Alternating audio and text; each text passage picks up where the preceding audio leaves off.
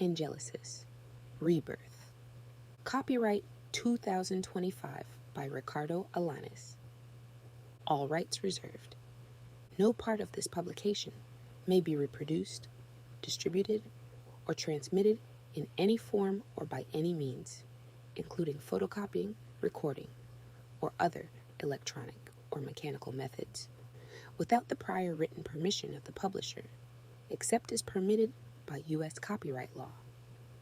The story, all names, characters, and incidents portrayed in this production are fictitious. No identification with actual persons, living or deceased, places, buildings, and products is intended or should be inferred. Chapter 9. Collision Course. The SUV's interior shrinks with each passing minute, oxygen seemingly depleting as Brian watches students filter through his high school's main entrance. His lucky ring feels too tight on his finger, a physical reminder of the constriction gripping his chest. John's knuckles whiten around the steering wheel. Neither speaks, the radio's soft murmur insufficient to fill the chasm between them since last night's confession. Brian's hazel gold eyes track familiar faces through the windshield. Liam Kowalski, laughing with the debate team. Mr. Ambers, the history teacher, shepherding stragglers toward the entrance. And there, his stomach clenches, Carla, her curly black hair unmistakable, even at this distance. She moves differently now, the girl who fell from a cliff in his nightmares, whose body he saw broken on rocks, glides through the crowd untouched by trauma. Your mother packed lunch, John says, breaking the silence with forced casualness. He gestures to the brown bag between them. Extra protein. Said you'd need it. Brian nods, unable to form words around the stone lodged in his throat. The thought of walking those halls, facing Oliver and his whispers, makes his palms slick with sweat. 2 weeks of isolation haven't prepared him for this. The inevitable stares, the judgment, the slurs scrawled on his locker.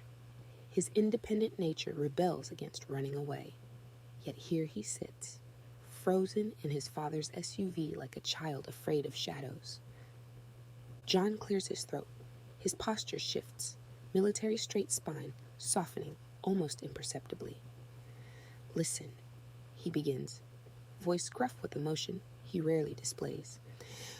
What I said last night, or didn't say, that wasn't... He trails off, recalibrating.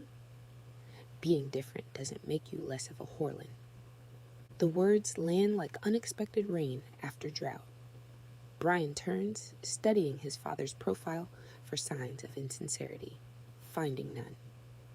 John stares ahead, jaw working silently as if wrestling with more words that refuse to emerge. Thanks, Brian manages, the syllable inadequate, but heartfelt. John nods once, decisive. Walk tall, he says, echoing Jenna. Remember who you are. Something solidifies in Brian's chest. Not quite confidence, but its foundation.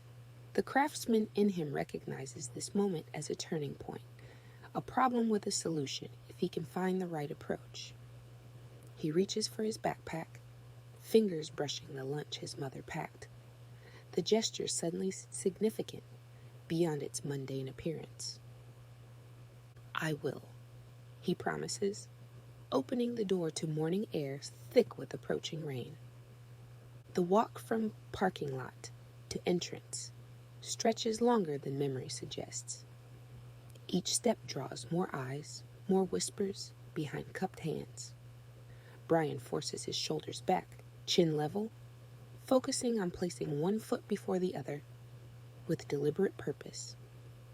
The weight of his father's unexpected acceptance steadies him against the current of murmurs. He's 20 feet from the entrance when they appear. Oliver Montenegro stands flanked by 3 teammates from the wrestling squad, his athletic frame positioned squarely in Brian's path. His face, once as familiar to Brian as his own reflection, now wears a stranger's cruel smirk. The friendship built since 3rd grade, science projects, weekend sleepovers, shared secrets, erased with a single betrayal. Look who finally crawled out of his closet, Oliver calls, loud enough to freeze conversation in a 15-foot radius. His followers snicker on cue, hyenas circling wounded prey. Brian's muscles lock mid-stride, every instinct screaming to retreat. Instead, he forces himself forward, each step a deliberate rejection of the fear pooling in his stomach. Walk tall, he reminds himself. Remember who you are. Nothing to say? Oliver pushes, stepping closer.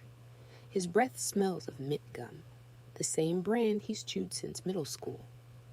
Guess you're only brave when coming on to your friends, huh?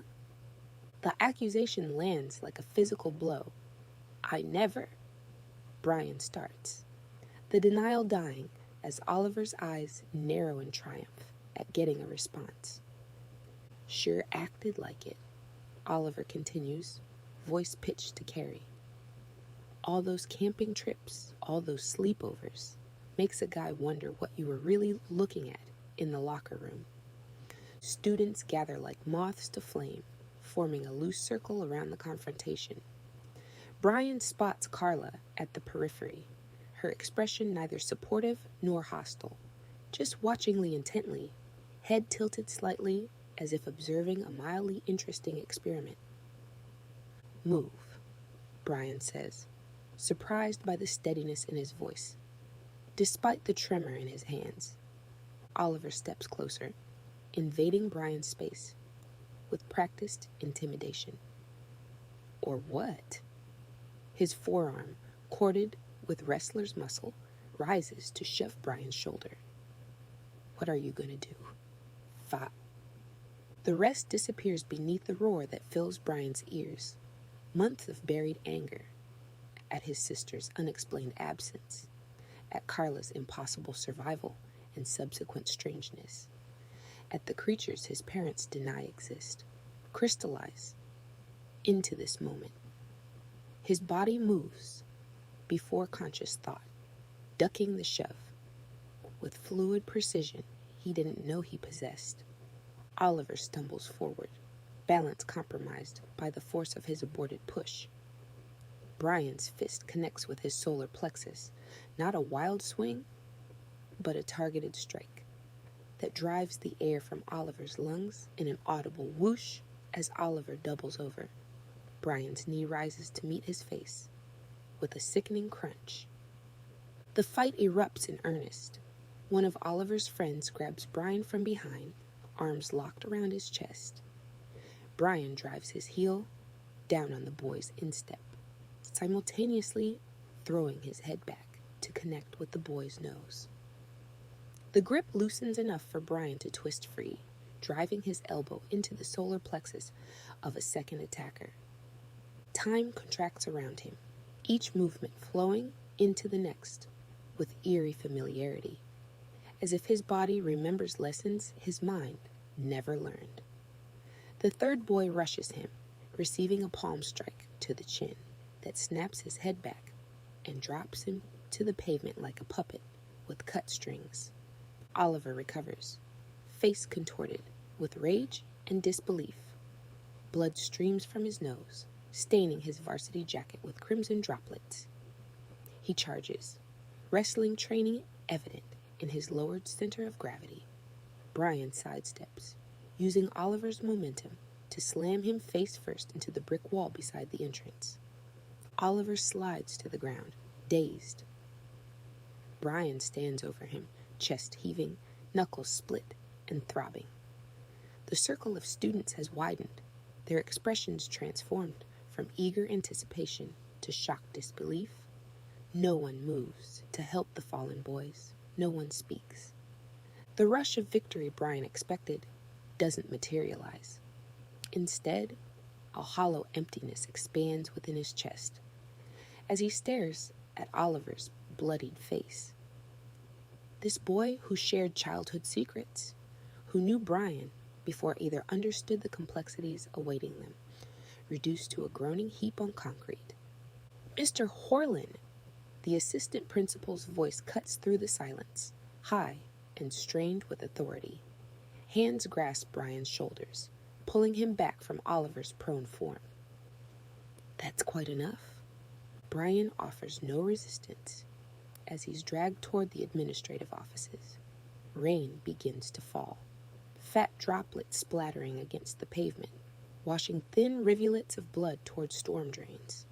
Above, clouds gather in ominous formations, thunder rumbling in the distance, like nature's commentary on the violence below. Walk tall, his father had said. Remember who you are. But as the school doors close behind him, Brian wonders if he recognizes himself anymore. Principal Greaves' office smells of industrial cleaner and stale coffee. Brian sits rigidly in a chair designed for discomfort, its plastic edges digging into his thighs as rain traces jagged patterns down the windows behind the principal's desk. His raw knuckles throb in time with his pulse, blood congealing in tiny valleys between his fingers. Across the desk, Principal Greaves steeples her fingers beneath her chin, her silence more effective than any shouted reprimand as she studies him with the clinical detachment of an entomologist examining a particularly disappointing specimen. 4 students in the infirmary, she finally says, each word precisely measured. One with a broken nose, another with a dislocated jaw, and Mr. Montenegro requiring stitches. She leans forward slightly. All before the first bell, Mr. Horlin. Quite impressive. Brian meets her gaze steadily, the hollow emptiness from the fight still expanding inside him. The practical, solution-oriented part of his brain catalogs his options. Deny nothing. Accept punishment. Move forward.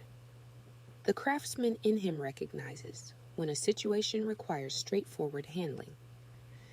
They cornered me, he says, not as excuse, but as fact. Yes, Principal Greaves acknowledges, surprising him. Several witnesses confirmed Mr. Montenegro initiated the confrontation. She taps a pen against her desk calendar. The school has a zero-tolerance policy for bullying. It also has a zero-tolerance policy for physical violence. Brian nods, accepting the inevitable suspension that will follow. His mind already calculates how this will affect his grades, his college applications, his parents. Disappointment.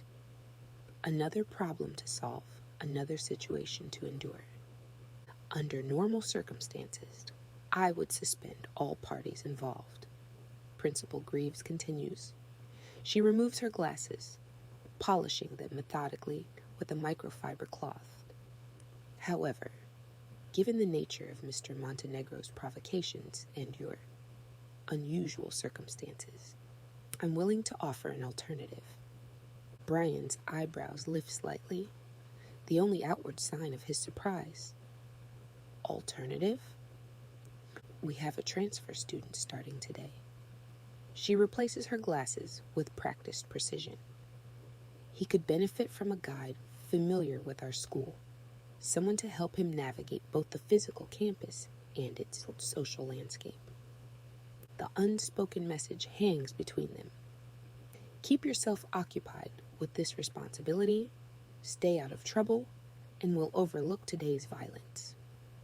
Brian's independent nature bristles at what feels like pity, but his practical side recognizes the opportunity for what it is: escape from more severe consequences.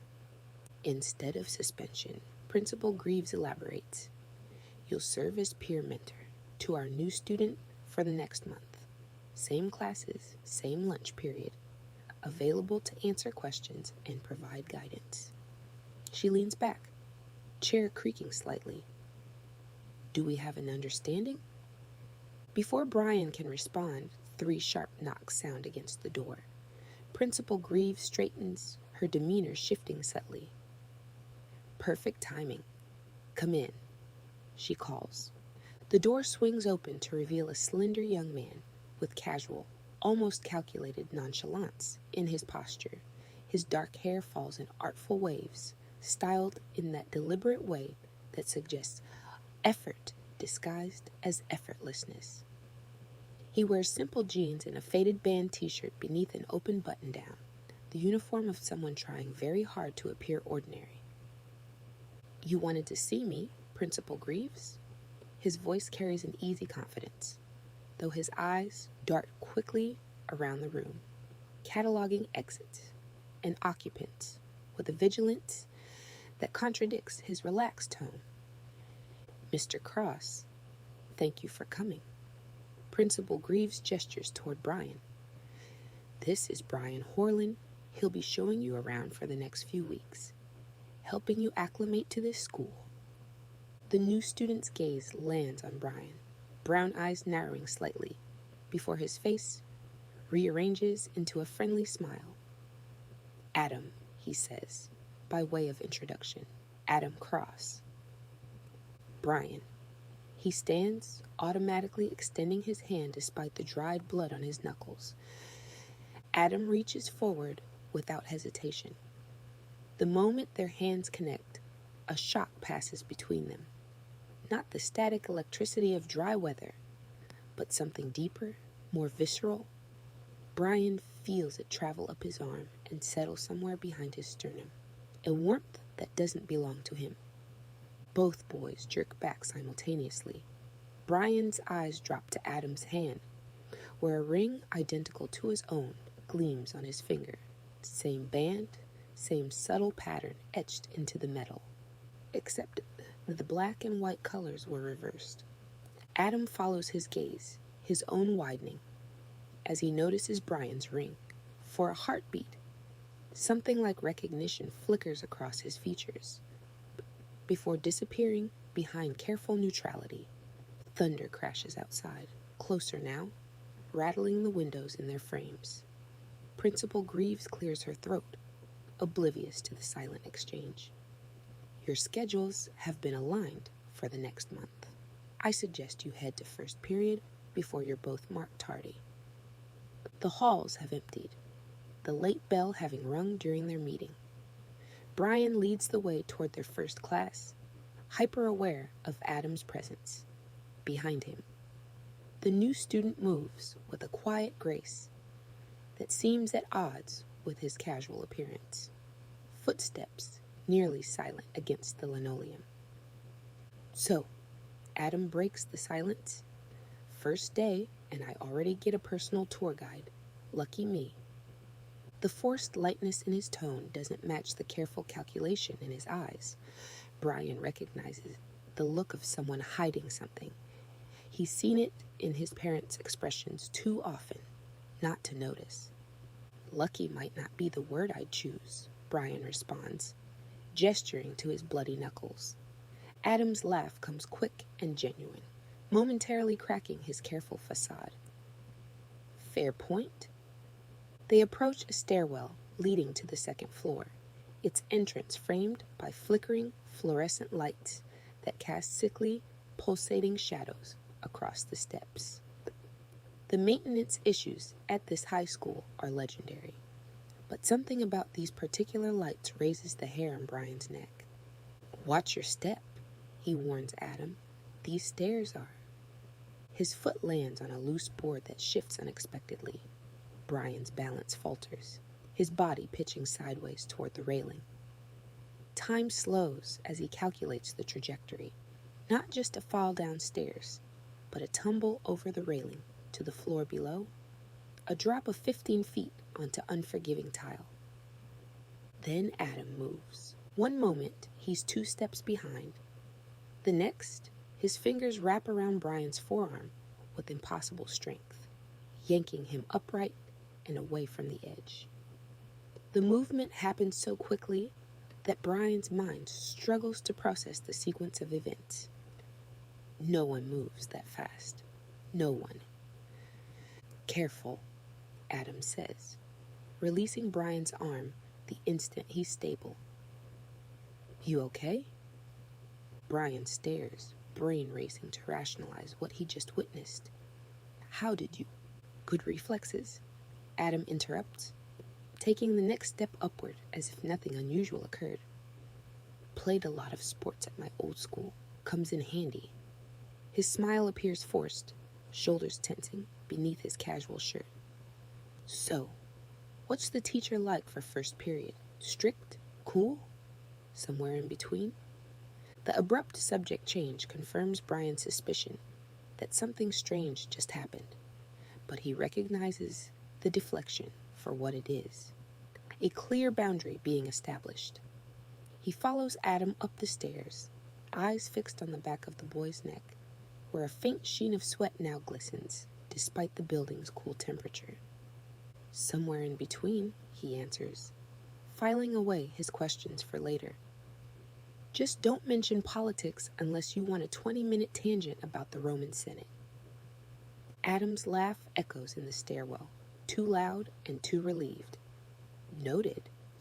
As they continue upward, Brian's fingers brush his ring unconsciously, finding it unnaturally warm against his skin. Whatever just happened in that stairwell, whatever connection exists between their identical rings, one thing becomes clear. Adam Cross is not what he appears to be.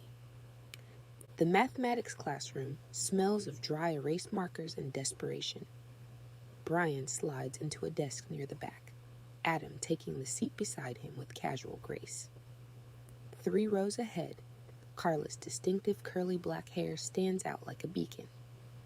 She turns slightly at their entrance, her green eyes meeting Brian's for a fraction of a second, before she gives a guarded nod, the barest acknowledgement of his existence.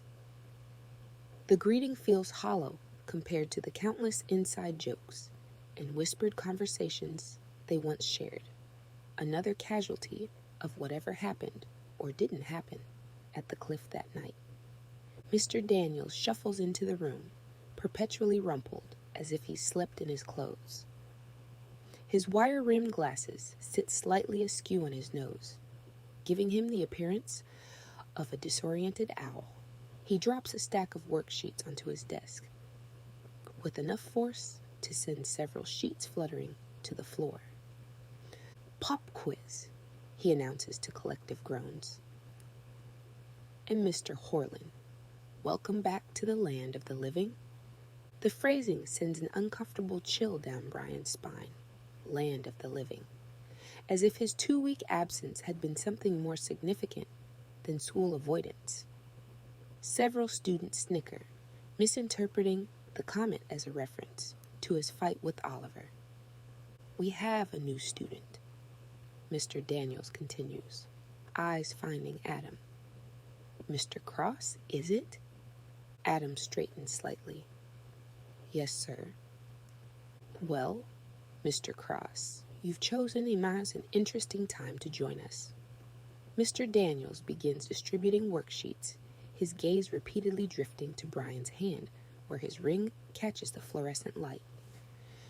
"We're discussing patterns, how mathematics reveals the underlying structure of our reality, how certain sequences repeat throughout history, sometimes in the most unexpected places."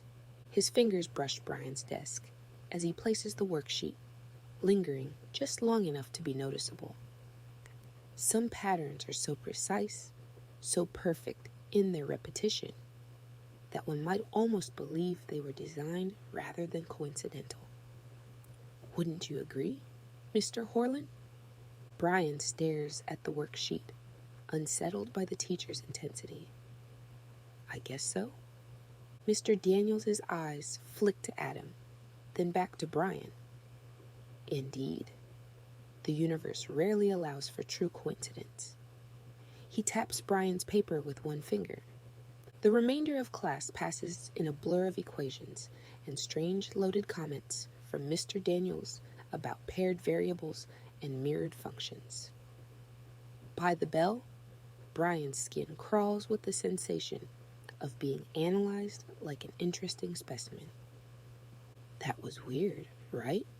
he asks Adam as they gather their belongings. "The way he kept looking at us."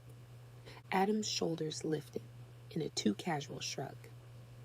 Teachers are always weird. Occupational hazard. He checks their schedule. Gym next? The crowded hallway parts slightly as they pass, students eyeing Brian with newfound wariness after this morning's fight. Brian keeps his gaze forward, uncomfortably aware of the whispers trailing in their wake. The incident with Oliver has replaced the gossip about his sexuality with something potentially worse: fear. "Popular guy," Adam comments dryly. "Not exactly the word I'd use," Brian responds, echoing their earlier exchange. The locker room reeks of industrial-strength disinfectant, barely masking teenage sweat. Metal lockers line concrete walls, creating narrow channels where boys change with varying degrees of self-consciousness. Brian leads Adam to an empty row near the back, away from the main thoroughfare. "You get used to the smell," Brian says, spinning his combination lock. "Eventually your nose just gives up." Adam laughs, the sound unexpectedly genuine. He opens his assigned locker, pulling out standard issue gym clothes. His movements are efficient, but strangely precise, as if he's mimicking remembered behavior rather than acting naturally. Brian hesitates, suddenly aware of their isolation in this quiet corner of the locker room. The practical side of him, the focused craftsman who approaches problems directly, recognizes an opportunity for clarity. "Look," he begins, voice low. "You probably heard what Oliver was saying this morning. About me." He swallows, forcing himself to meet Adam's gaze. "I'm gay, if that's going to be an issue for you. Better to know now?" The words hang between them, Brian's heart accelerating as he awaits judgment. This new, tenuous connection feels oddly significant, worth preserving if possible. Adam pauses, t-shirt half raised. Then he shrugs and continues changing. Why would that be an issue? The simplicity of the response, the complete lack of reaction, catches Brian off guard. "Some people have a problem with it," he says carefully. "Some people have problems with everything." Adam pulls the shirt over his head, mussing his perfectly styled hair. "I've got bigger concerns than who you're attracted to." Relief floods Brian's system, loosening tension he hadn't realized he was carrying. He turns to his own locker, hiding the unexpected smile tugging at his lips. The acceptance so casually offered feels like water in a desert. As they change, Brian becomes increasingly aware of Adam's presence. The careful distance he maintains, the occasional lingering glance, the way his fingers sometimes hesitate before touching common surfaces. There's a wariness to his movements that speaks of someone perpetually on guard. "The ring," Brian says suddenly, unable to contain the question any longer. "It's the same as mine. Well, almost. While his is black, with a white feather, Adam's is white with a black feather." Adam's face remains carefully neutral, though his fingers twitch toward the band. Weird coincidence? "Is it, though?" Brian persists, stepping closer. Mr. Daniels noticed, too. Something flickers behind Adam's eyes, fear, perhaps, or resignation. "Some questions are better left unasked, Brian," he says softly. Before Brian can respond, a commotion at the locker room entrance draws their attention. Oliver stands in the doorway, eyes burning, with undisguised hatred as they lock onto Brian. "This isn't over, Horlin," he spits, voice distorted by his injuries. The gym teacher appears behind him, clapping hands for attention. Let's go, ladies. Court in 2 minutes. In the gymnasium, fluorescent lights reflect harshly off polished hardwood. Students segregate into their usual social hierarchies as the teacher wheels out a cart of red rubber balls. Dodgeball, he announces with sadistic enthusiasm. Montenegro, Horlin, team captains. Pick your players. Brian's stomach sinks as Oliver's damaged face twists into a malicious grin. The teams form with predictable division. Oliver's wrestling teammates and social allies against Brian's hastily assembled group of nerds, outcasts, and Adam. Carla stands to the side, eventually joining Oliver's team with obvious reluctance, her eyes never meeting Brian's. The whistle blows. Rubber balls fly across the dividing line with vicious intensity. Oliver directs his entire team to target Brian exclusively, a barrage of projectiles that requires constant vigilance to avoid. Adam stays close, his movements fluid and precise, as he deflects balls aimed at Brian's blind spots. Thanks, Brian gasps. After a particularly narrow evasion, Adam's response is cut short as Oliver launches a ball directly at Brian's face, the red sphere moving with bullet-like speed.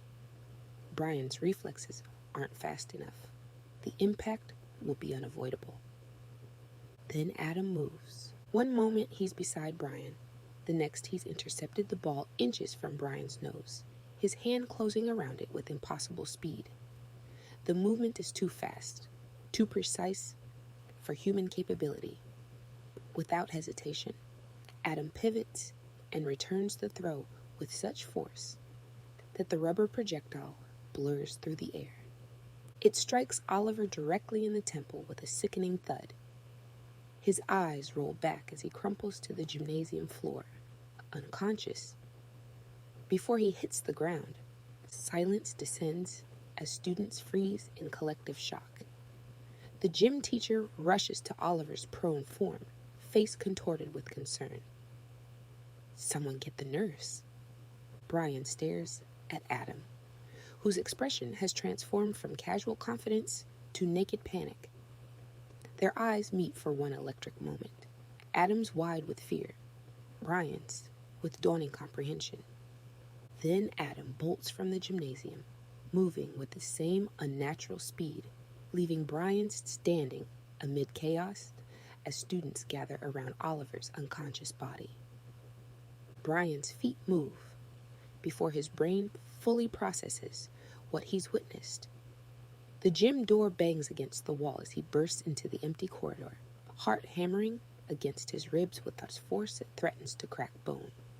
Adam's fleeing figure disappears around a distant corner, moving with that same impossible speed that stopped the dodgeball inches from Brian's face. Questions ricochet through his mind, like bullets in a metal room. How did Adam move so fast? Why did he run? What is he? But one certainty crystallizes through the chaos. He needs answers. Adam! His voice echoes through vacant hallways, classes still in session behind closed doors. Wait! Brian sprints past rows of lockers, sneakers squeaking against polished linoleum. His practical mind catalogs details even as he runs. Left at the science wing, right past the trophy case. Another right toward the art rooms. The chase feels dreamlike, disconnected from the ordinary world of class schedules and teenage drama. This morning, he worried about facing Oliver's taunts. Now he pursues a boy who moved faster than humanly possible. A bathroom door swings shut at the end of the corridor. Brian slows, approaching with newfound caution. The practical part of him, the craftsman who values careful assessment, recognizes the potential danger. If Adam isn't human, or isn't entirely human, confronting him alone might be unwise. Yet the need for understanding outweighs caution. The bathroom door creaks as Brian pushes it open. Fluorescent lights flicker overhead, casting erratic shadows across cream-colored tiles. The sharp scent of industrial disinfectant fails to mask the underlying mustiness of the rarely used restroom in the art wing. "Adam?" he calls, voice echoing against porcelain and concrete. A ragged breath answers from the far end where sinks line the wall beneath a spotted mirror. Adam stands hunched over the basin furthest from the door, his back to Brian, fingers gripping the porcelain with white-knuckled intensity. His shoulders heave with labored breathing. "Are you okay?" Brian steps further inside, letting the door swing shut behind him. "Don't." Adam's voice sounds strained, almost distorted. "Stay back." Brian hesitates, torn between respecting the command and his need for answers. "What happened back there? How did you move so fast?" "Please," Adam whispers, the word barely audible. "Just go." Instead, Brian moves closer, drawn by the mystery and something else. Concern for this strange boy with whom he shares an inexplicable connection. "Let me help." Adam spins to face him, and Brian's world tilts on its axis. The eyes that meet his are not human eyes. Darkness has consumed them entirely, depthless black pools where brown irises once floated. Below, Adam's mouth stretches in a grimace of pain and effort, revealing elongated canine teeth that no orthodontist could explain away. Brian stumbles backward, his heel catching on uneven tile. He throws one hand against the wall to steady himself, the other raising instinctively in a warding gesture. His mind struggles to process what his eyes report: Adam's transformed face, the impossible anatomical changes, the echo of nightmares from the forest. "Don't look at me," Adam pleads, turning away partially, one hand raised to shield his face. "I didn't want you to see this." The fear coursing through Brian's system meets unexpected resistance, empathy bubbling up from somewhere deeper than conscious thought. The terror in Adam's voice, the shame in his posture, despite the monstrous features, cuts through Brian's shock. "What are you?" he manages, voice steadier than his trembling hands would suggest. Before Adam can answer, the bathroom door flies open, with enough force to crack the ceramic tile behind it. Carla stands silhouetted in the doorway, her expression eerily calm, despite the tension radiating from her rigid posture. Her green eyes sweep the scene with cold calculation, taking in Adam's transformed face and Brian's shocked stance. "I told you to be careful," she says to Adam, voice carrying a flat quality that doesn't match the Carla that Brian once knew. Her movements as she steps into the bathroom contain the same unnatural precision Brian noticed earlier. Too measured, too exact. She crosses to Brian in 3 perfect strides, her hand closing around his forearm with strength that makes him gasp. Her fingers dig into muscle, with impossible pressure, threatening the bones beneath.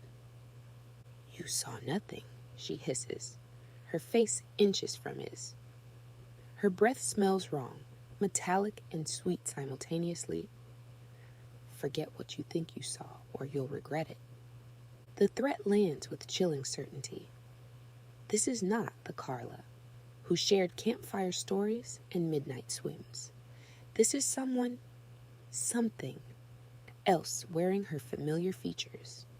"Carla, you're hurting me," Brian says, trying to pull his arm from her grip. Her fingers tighten further, sending pain shooting up to his shoulder. "Promise me," she demands. "Promise you'll forget." Behind her, Adam makes a strangled sound.